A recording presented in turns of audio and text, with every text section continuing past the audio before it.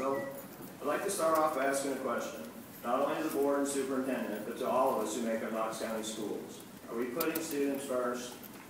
The only acceptable answer is yes, always, without fail. This time the teachers, the one change. Are you allowed to put students first? If not, then why? We all know the answer. As teachers, we're no longer allowed to do what we know is best for our students. Not if we want to avoid a conflict of concern, keep our incomes, and to practice the gift that we were given, teaching. We're now in a position where we either put ourselves first above our students or we suffer the consequences. Teachers are told by administrators, when you're being evaluated, you're no longer teaching your students, you're teaching to the evaluation.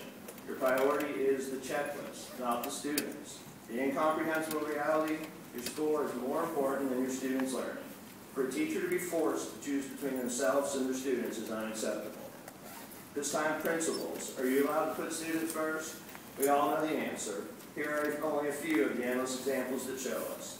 Eliminating foreign language, band, music, orchestra, and even art classes because it takes away time from TCAP preparation. Offering honors courses to provide challenge and rigor to top students is great.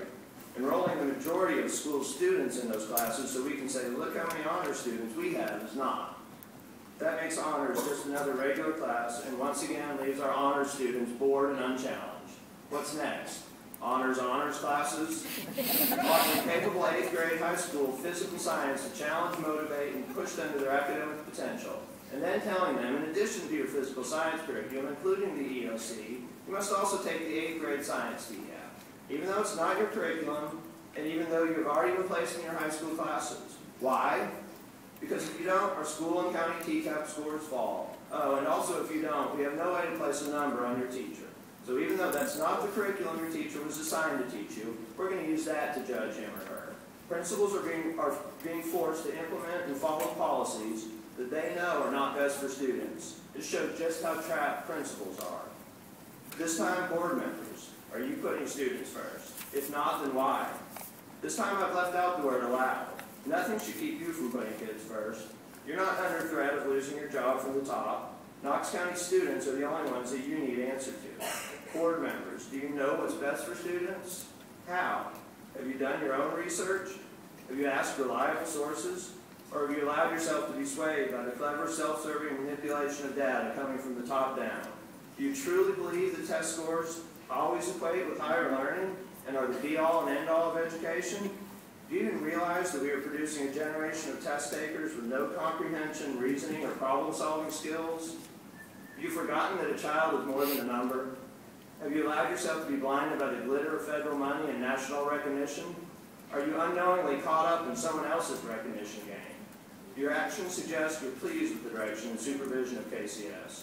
The reality is, whether you will admit it or not, we're going further and further down the wrong path, and it's our students who are suffering for it. The direction of Knox County goes starts at the very top. Those of us who work for KCS see our students no longer being put first.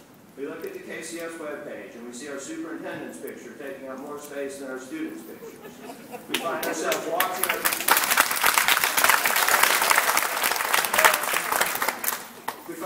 watching our superintendent testify to Congress that the vast majority of teachers support me, that it's flexible and fair. We know it's not true.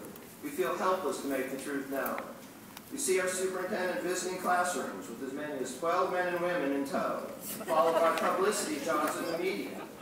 Visiting classrooms is a good thing, but what can really be learned by that type of circus atmosphere? Is that for students? We see our students used solely as data to gain federal money or for our superintendent's personal national recognition. Why are we willing to let what we know is so wrong continue? These are our schools, students, and children. We owe it to them to put them first. We share the responsibility for making a change. It's not acceptable to say nothing's going to change and use that as our excuse to not take action. Our kids are worth more than that. They're worth more than we are giving them. They must be put first, whatever it takes. I will close with this. I will not do it. I will not allow you to force me to put anything ahead what is best for my students. I have no doubt that I'm on my way to a conflict of concern and losing my job. I will be devastated, but it would hurt me even more to be a teacher and not put my students first. But when I'm no longer allowed to teach in Knox County, I'll be proud and content with the knowledge that I put my students and their education first, always, without fail. every teacher, every principal, every board member should be able and allowed to say the same thing. Thank you.